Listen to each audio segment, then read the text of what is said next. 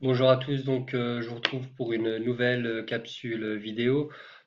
À l'instar de ce qui a été fait dans la précédente capsule vidéo dans laquelle on avait effectué un bilan concernant le travail du poids P, dans cette capsule vidéo, on va effectuer un bilan concernant le travail de la force électrostatique Fe. Alors, on distinguera deux cas de figure, le cas de figure d'une charge Q positive et le cas de figure d'une charge Q négative. Alors, premier cas de figure, on imagine une charge Q chargée positivement. L'exemple type, ce serait le proton. Donc, on imagine une charge Q positive qui baigne dans une zone de l'espace où règne un champ électrostatique E uniforme. Champ électrostatique E uniforme qui peut être créé par les deux armatures planes d'un condensateur plan. Deux armatures planes qui seraient chargées.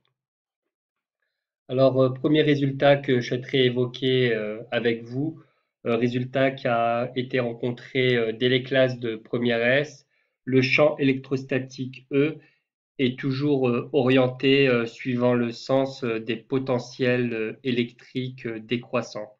C'est-à-dire que, étant donné que le champ électrostatique E est orienté de la gauche vers la droite, ça signifie qu'au fur et à mesure qu'on va se déplacer de la gauche vers la droite, les potentiels électriques grand V vont décroître, vont diminuer.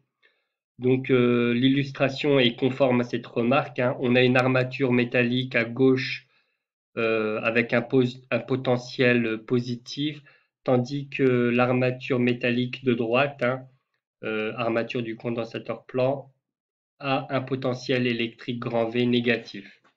Le potentiel, le champ électrostatique E, effectivement, est toujours orienté du potentiel le plus grand vers le potentiel le plus faible.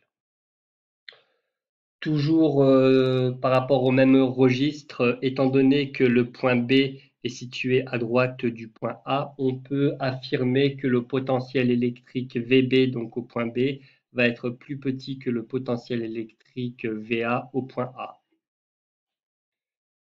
Donc on a une particule chargée positivement qui se déplace d'une position de départ, notée A, vers une position d'arrivée notée B. Alors, depuis le début de ce chapitre, on a pris comme convention pour repérer la position initiale ou l'instant initial, on a utilisé la lettre A, et pour repérer l'instant final, on a utilisé la lettre B. Donc, on a une particule chargée qui se déplace de A vers B, et on va s'intéresser au travail effectué par la force électrostatique que subit cette particule chargée durant son parcours.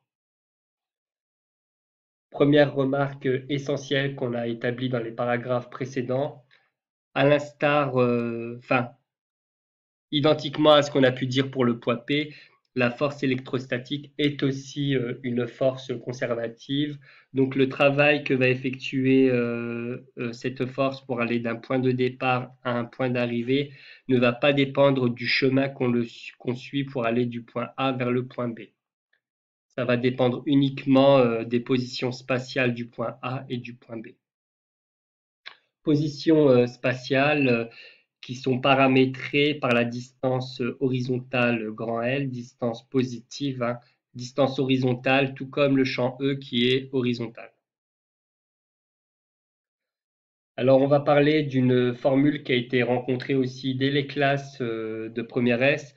Il s'agit de la formule permettant de donner une expression vectorielle de la force électrostatique Fe à partir du champ vectoriel E. On a la formule Fe égale Q fois E. Alors, vous devez savoir analyser cette formule et en tirer de précieuses informations. Alors, étant donné que la charge Q est une constante positive, on peut affirmer que la force électrostatique Fe va être un vecteur qui va être collinéaire donc au champ électrostatique E. Donc effectivement, il y a bien la collinéarité, il s'agit de la même direction. Et aussi, de par le caractère positif de cette constante, on peut même préciser que le vecteur Fe va être un vecteur collinéaire et surtout dans le même sens que E. Alors, regardons visuellement qu'est-ce que ça peut donner l'orientation spécifique du vecteur FE. Alors, étant donné que la particule se déplace de A vers B, on le voit très bien et on peut très bien le comprendre, c'est que la force FE va plutôt faciliter le déplacement de la particule qui est en A pour aller jusqu'en B. Donc, la force FE va plutôt favoriser le déplacement. Et dans un tel cas de figure, on a dit dans le cours que le travail de la force électrostatique FE sur le parcours AB est moteur. Et quand on veut calculer la valeur du travail d'une force qui est motrice, on trouvera un résultat positif. La première formule qui a été rencontrée concernant le travail de la force électrostatique, c'est celle qui fait apparaître des valeurs absolues. Alors vous verrez que cette formule-là, finalement, vous l'utiliserez assez peu dans les exercices par rapport à une remarque qu'on va faire dans les minutes qui suivent. Alors analysons cette formule et voyons si elle rend bien compte du caractère moteur du travail d'une telle force. Alors E, correspondant à la valeur du champ électrostatique en volts par mètre, est toujours une grandeur positive en physique. Grand L étant une distance qui sépare le point A et le point B, est une grandeur aussi positive. La valeur absolue, c'est toujours une grandeur positive. Et le signe plus atteste bien finalement que l'ensemble de l'expression va être une quantité positive, conformément à l'idée que le travail de la force électrostatique est motrice. Alors voyons voir si on peut utiliser la formule qui est encadrée en rouge. Alors la réponse, je peux vous la donner d'ores et déjà. Effectivement, la formule qui est encadrée en rouge va pouvoir être utilisée et il faudra l'utiliser préférentiellement par rapport à l'autre expression qui fait intervenir des valeurs absolues. Analysons cette formule, voir si elle rend bien compte du caractère moteur d'un tel travail. Grand L est positif, grand E est positif, et nous sommes dans le cas de figure où la charge Q est positive. Donc, encore une fois, l'ensemble de l'expression est positive et donc compatible avec la nature motrice d'un tel travail. Donc, il va être possible d'utiliser cette expression-là qui ne fait pas apparaître les valeurs absolues pour la charge Q positive. Enfin, nous allons bientôt terminer ce premier cas de figure et nous allons parler de la dernière formule qui a été rencontrée concernant le travail de la force électrostatique. C'est la formule qui fait intervenir la tension électrique UAB. On a défini dans le cours ce qu'était une tension électrique. Une tension électrique, c'est une différence de potentiel électrique. Donc UAB est égal à VA moins VB. Or, nous venons d'établir, il n'y a pas si longtemps que cela, que le potentiel électrique au point B était plus petit que le potentiel électrique au point A. Donc on va avoir VA moins VB qui va être positif. Donc UAB est positif. Et comme la charge Q est positive, encore une fois, cette expression rend bien compte du caractère moteur de la force. Voyons voir donc le deuxième cas de figure. Donc le deuxième cas de figure concerne cette fois-ci une charge Q négative. Donc ça pourrait être le cas de figure d'un électron, par exemple, qui est chargé négativement. Donc on va s'intéresser donc à une particule chargée négativement. Tout comme précédemment, cette particule chargée négativement baigne dans une zone de l'espace où règne un champ électrostatique grand E, qui est orienté comme précédemment.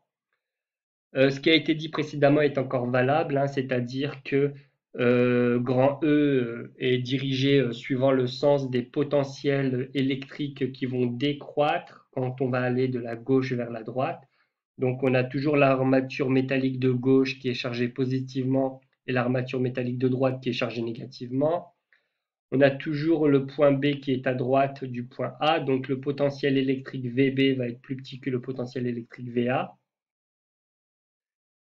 Et toujours cette formule qui est valable, hein, on a tout le temps l'expression vectorielle qui permet de calculer, qui permet d'exprimer vectoriellement la force électrostatique, hein, Fe égale Q fois E. Sauf que là, il va y avoir une différence avec le cas précédent, c'est-à-dire le cas où la charge Q était positive. Dans le cas de figure où la charge Q est négative, Q va représenter donc une constante négative, et donc cette fois-ci, le vecteur FE et le vecteur E vont être deux vecteurs toujours collinéaires, hein, la même direction, mais cette fois-ci de sens opposé. D'où l'orientation du vecteur FE qui est comme sur le schéma. Et du coup, il y a toute une série de conclusions qui vont aboutir à ce constat. Étant donné que la particule se déplace toujours de A vers B, qu'importe le chemin, hein, il s'agit d'une force conservatrice. Donc, étant donné que la particule se déplace toujours de A vers B, là, on le voit très bien, c'est très visuel d'ailleurs, la force Fe, la force électrostatique, va avoir plutôt tendance à s'opposer au déplacement. Dans un tel cas de figure, on a déjà dit que le travail d'une telle force était résistant. Donc le travail de la force électrostatique dans ce cas de figure sera un travail résistant. Si on cherche à calculer la valeur du travail d'une telle force, on va trouver une valeur négative.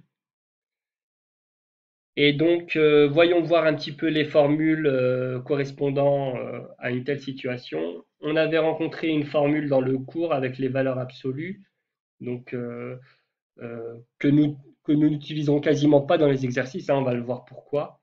Donc la formule est la suivante, E grand L reste des grandeurs positives, la valeur absolue de Q c'est une grandeur positive, et le signe moins pour attester que l'ensemble de cette expression va donner un résultat négatif, conformément à l'idée que le travail est résistant.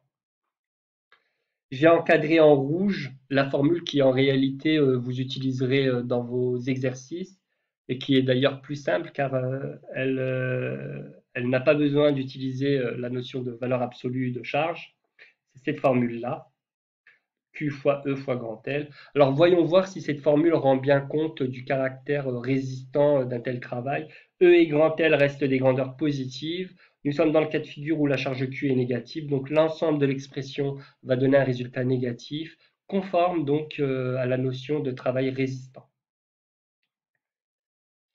Alors, petite remarque, je m'arrête là déjà pour analyser, pour comparer les deux cas de figure.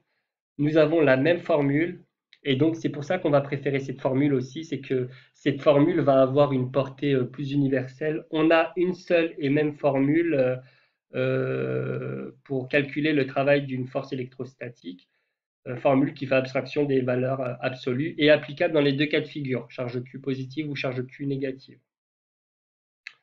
Enfin, toujours intéressons-nous donc cette fois-ci à la charge Q négative.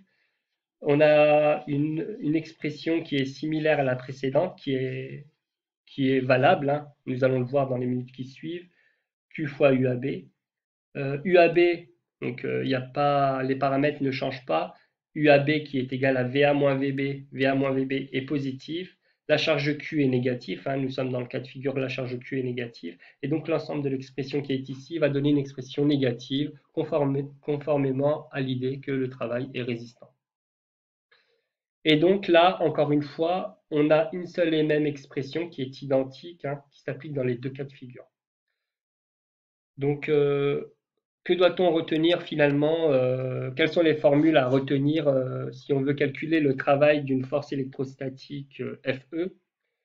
Eh bien, les formules à retenir sont celles qui sont encadrées en rouge.